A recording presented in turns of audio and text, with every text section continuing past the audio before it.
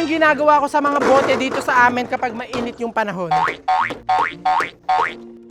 Whipped cream. Amazing!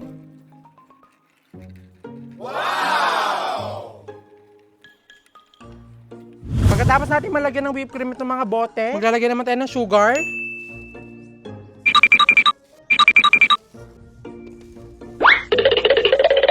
Sobrang trending nito sa ibang bansa. Tapos nung tinry ko siya, talagang sobrang sarap. After ng white sugar, maglagay naman tayo ng vanilla extract.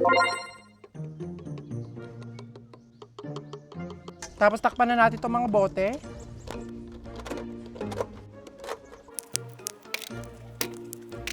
Pagkatapos natin ito masarhan, ang next na natin gagawin ay isi-shake na natin siya ng malala para mag-double yung size ng whipped cream. Dito masusubok yung lakas mo.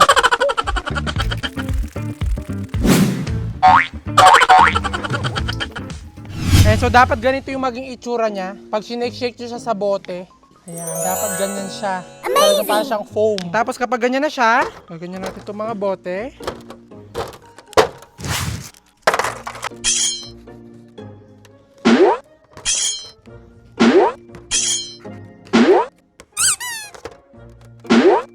Ganyan dapat maging itsura niya. Pag natusok na natin siya, kunin na natin.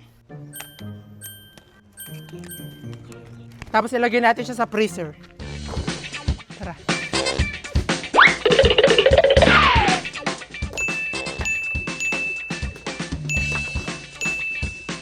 Chocolate.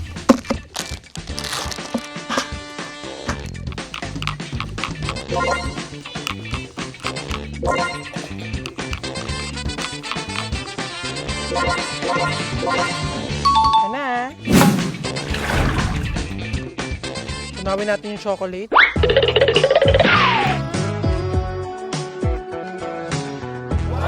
Kapag tunaw na itong chocolate, maglagay naman tayo nitong pinipig.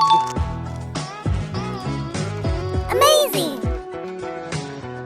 At nung okay na nga po itong chocolate natin, kinuha ko na yung mga nilagay natin sa freezer kanina na ginawa natin dito sa bote. At kapag matigas na nga po yung nasa bote at hinati-hati nyo nga po siya, ganito yung magiging itsura niya at magiging popsicle ice cream siya. Ganun nga lang po yung gagawin nyo ng paulit-ulit. Talagang tatanggalin nyo nga lang po sa bote yung nilagay nyo kanina, tapos isasawsaw nyo dito sa tunaw na chocolate. At talagang minsan nga po gumagawa po ako ng maraming ganito, tiniista ko lang siya sa freezer para pag nag-grave nga ako sa ice cream, talagang hahatiin ko lang siya sa bote.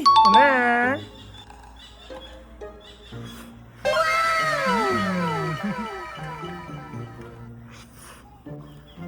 At talagang laking tuwa ko nga kasi na perfect ko nga itong gawa ko. Talagang sobrang ako nasarapan. At saktong-sakto nga kasi merong bumisita nga sa akin dito, kaya pinatikim ko nga yung ginawa ko. Talagang nagustuhan din nila. Try nyo na. Amazing!